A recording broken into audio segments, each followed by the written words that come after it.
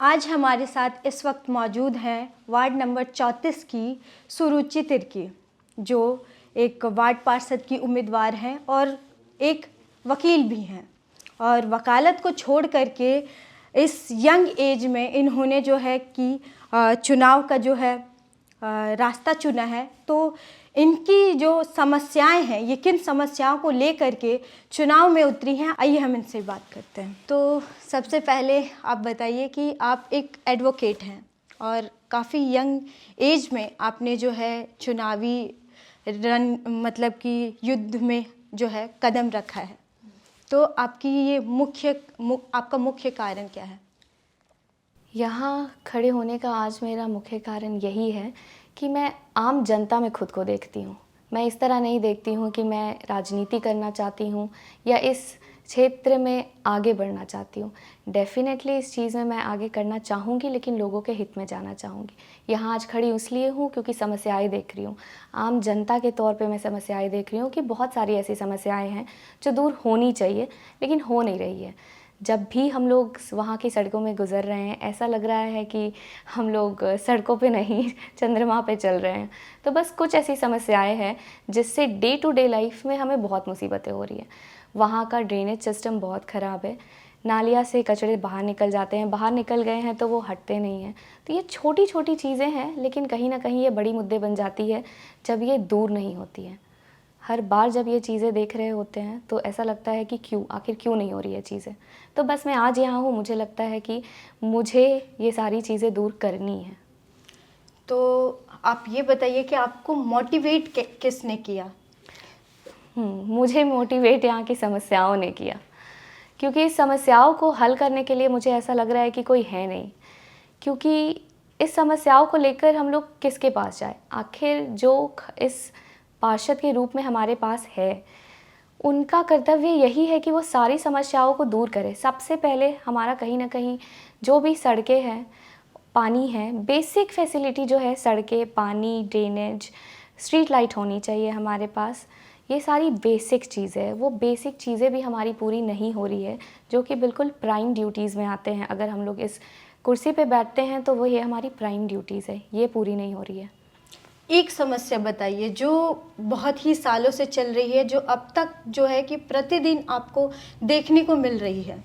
अगर प्रतिदिन की बात करें तो वो है सड़कें। क्योंकि सड़कें ऐसी थे कि हर बार हम लोग जहाँ से ये वार्ड शुरू हो रही है, वहाँ से लेके मुझे लगता है अंत तक, उसमें कोई सुधार नहीं है। वक्त बीतता जा रहा है, लोग आते हैं, चुनाव में लड़ते हैं, पोस्ट में रहते हैं, जाते हैं, लेकिन इसका समाधान हमें नहीं मिल रहा है। तो ये एक ऐसी चीज़ है जो डे टू डे लाइफ में मुझे लगता है कि आम जनता के नाते मैं खुद तो फेस कर रही हूँ, बाकी लोग हर कोई फेस कर रहा है। तो मुझे लगता है जैसे मैं परेशान हूँ, हर कोई परेशान है और लोग चाहेंगे कि ये जल्द से जल्द दूर हो।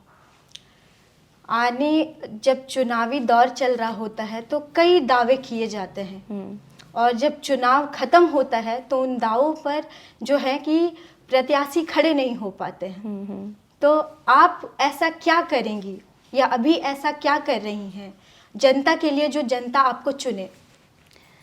इस पे बस मैं यही कहना चाहूँगी कि लोग जब खड़े तो हो जाते हैं इलेक्शन में, लेकिन लोग जब जीतते हैं तो मुझे लगता है कि शायद वो अपना कर्तव्य भूल जाते हैं। ये मैं बहुत खुल के कहना चाहूँगी कि लोग नहीं कर रहे हैं वो चीज़ें जो उन्हें करना चाहिए।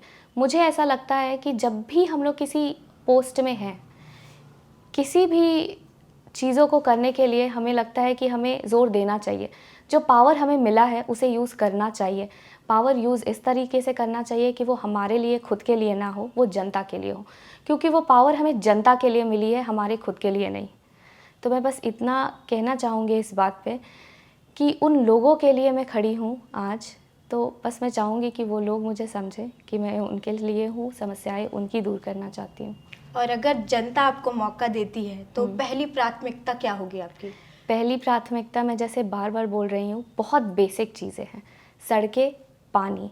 पानी एक ऐसी चीज़ है जो हर किसी को बिना कमी के मिलना चाहिए, लेकिन इसका अभाव मुझे लगता है कि पूरा वार्ड झेल रहा है।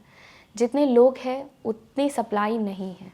तो मुझे लगता है ये बात हमें नगर निगम तक पहुँचाना बहुत ज़रूरी है।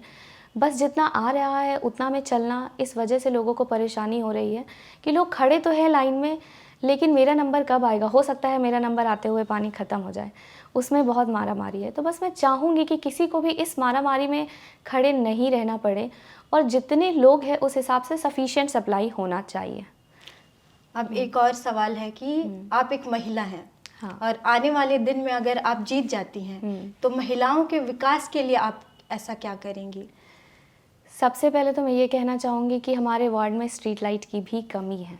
ये मैं इसलिए कह रही हूँ कि जब हम महिलाएं काम करके भी रात में लौट रही होती हैं अपने घर, तो कई बार अंधेरा होता है, किसी किसी एरिया में अंधेरा होता है, कभी अकेले लौटने में किसी को दिक्कत हो जाता है कि अंदर हो सकता है सेफ्टी फील नहीं होता है, कई बार लोग सेफ फील नहीं कर रहे होते हैं। तो मैं ये कहना चाहूँगी कि स्ट्रीट लाइट जो है वो मस्ट है। सबसे पहले ये है कि स्ट्रीट लाइट होनी ही चाहिए कि डर ना लगे कि अंधेरा है। दूसरी बात मैं इस चीज़ पे कहना चाहूँगी कि आज मैं नए दौर में चल रही हूँ, तो मैं चाहूँगी कि जहाँ तक हो सके मैं हर एरिया में सीसीटीवी मैं चाहूँगी कि इंस्टॉल हो और हर जगह हर चीज़ों की निगरानी हमें होनी चाहिए। तो यहाँ ये इस बात पे मैं बोलूँगी कि ये महिलाओं के सेफ्टी के लिए बहुत ही महत्वपूर्ण स्टेप होगा जो मैं लेना चाहूँगी।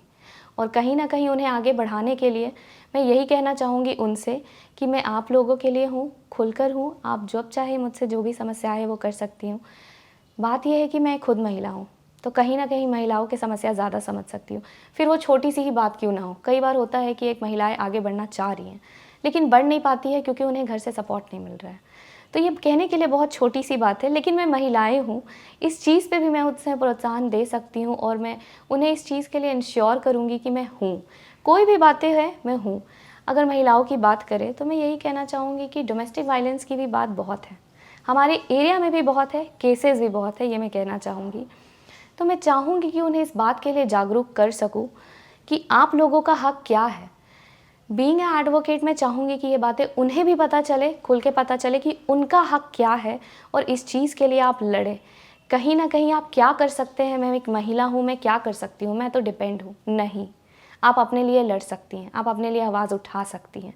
बस उन्हें थोड़ा सा मार्गदर्शन चाहिए, जो मैं चाहूँगी कि उनका मार्गदर्शन मैं बनूँ, बस इतना चाहूँगी।